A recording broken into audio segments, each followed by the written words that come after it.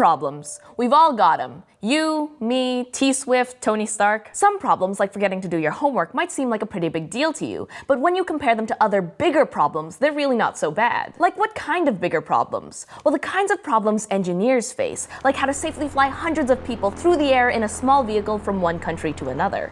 Or how to make an eco-friendly building in a seaside town that can withstand hurricane-force winds. Or how to send a bunch of earthbound humans hurtling off into space and, get them back. That homework doesn't seem like such a big problem anymore, does it? Okay, to be clear, I'm not saying that you don't have to do your homework. If you didn't, it would definitely be a problem. Just not as big as, having to invent a spaceship. And that's the kind of stuff that engineers do. Engineers are people who want to know how and why things work. Not only that, they actually design and build things like machines, systems, or structures to help solve specific problems. All engineers, whatever type they are, follow the same series of steps when trying to solve a problem. You'll remember these steps as the engineering process. And the first step in that process is defining the problem, when an engineer identifies a problem he or she hopes to solve. But that first step isn't as simple as you think it is. So it's time for our big question. How does an engineer define a problem?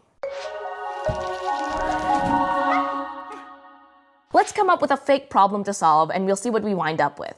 Pretend you're on one side of a very big canyon and you need to get to the other side. So that's the problem you need to solve, right? How to cross this very big canyon. Sort of, but not exactly. We can do better. If I was an engineer and found myself on one side of that huge canyon, here's how I'd go about identifying the problem. I'd ask questions, a lot of questions, all the questions. I need to cross this very big canyon, but is that my actual problem? This canyon is very big and I need to get to the other side. I know, I'll cross a bridge. Wait, is there a bridge? Yeah, there's no bridge. Okay, can I climb down one side of the canyon and then up the other side? Definitely not. Way too deep. Plus there's a roaring river at the bottom I'd have to figure out how to cross. So I can't cross the canyon by bridge, I can't climb down and up, and I can't swim across it.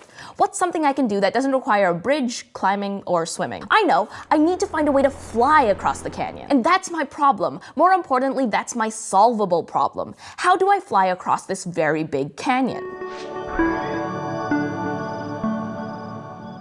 It took a little bit of thinking and a whole lot of questions, but how can you fly across the canyon is an easier problem to address than the much less specific, I'm on one side of a big canyon and I want to get to the other side, and I don't know how to get across it. Which, strictly speaking, isn't a question, it's just complaining about a problem really loudly. So defining the problem in a solvable way is really key to being a good engineer. While that first step might seem pretty easy, make sure you treat it like the super important step that it is, because it sets the stage for all of the steps of the engineering process that follow. If you don't define a potentially solvable problem from the start, you might never, solve it. So an engineer asks a lot of questions to define a problem as specifically as they can, and most importantly as something that can be solved. So how is engineer Sabrina going to find a way to fly across that gorge? You're gonna have to solve that problem by watching our next lesson.